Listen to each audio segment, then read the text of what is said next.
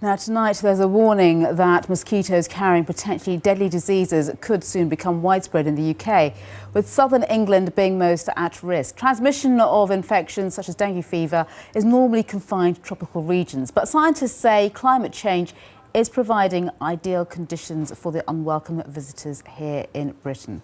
Sky's health correspondent Thomas Moore reports. They sense the heat and the chemicals coming off the arm, and they move in to feed. Beneath one of the country's top tropical diseases centres, researchers study a holiday menace. In hotter countries, mosquitoes transmit potentially deadly diseases. Now Public Health England is warning that climate change could allow the viruses and parasites carried by the insects to spread in the UK.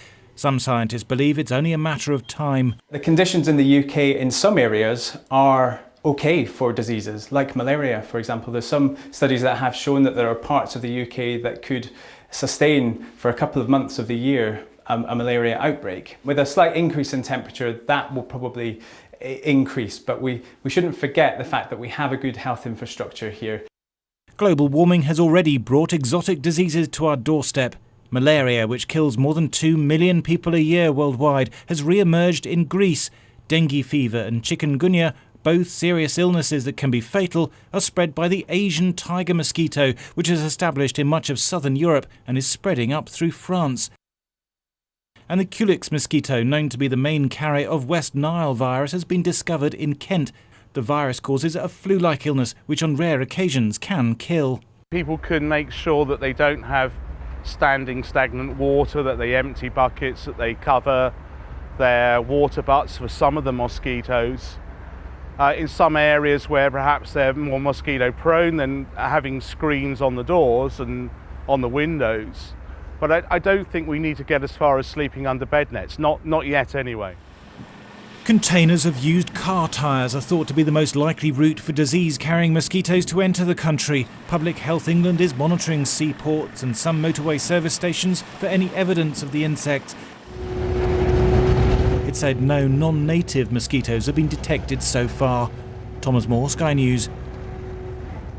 Well, joining me to discuss this is Dr. Frances Hawke. She's a behavioural entomologist. Now, that's somebody who studies the behaviour of insects, and she's from the Natural Resources Institute at the University of Greenwich.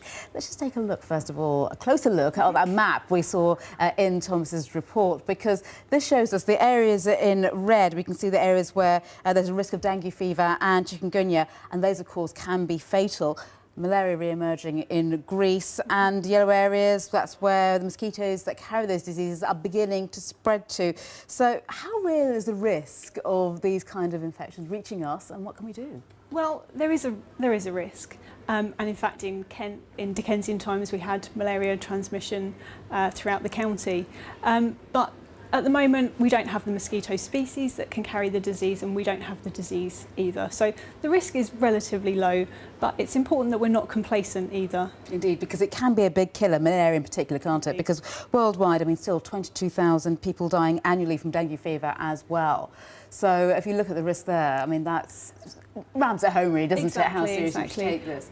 As I said, in the UK, we don't have these diseases currently, and if they were to enter the UK, we have very good health infrastructure, and we're able to treat these cases when they return with travellers, sometimes returning from their holidays. If they come back with the disease, we're able to treat it very effectively. So the risk is quite low for this to actually spread into the broader UK population. Because of course, we're talking about climate change, and that, of course, can have a big impact, can't it, and change all of this quite rapidly. Exactly. The UK is becoming more hospitable to some of these mosquito species.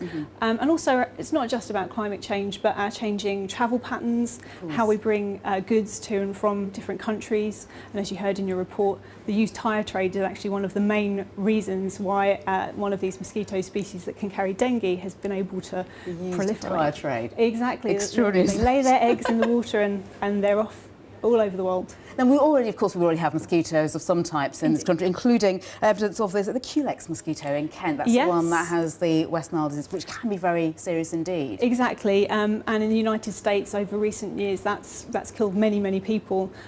Previously, it had never been in the United States before. In Kent, which is where I'm working, we have Culex modestus, which is a species that can carry West Nile virus.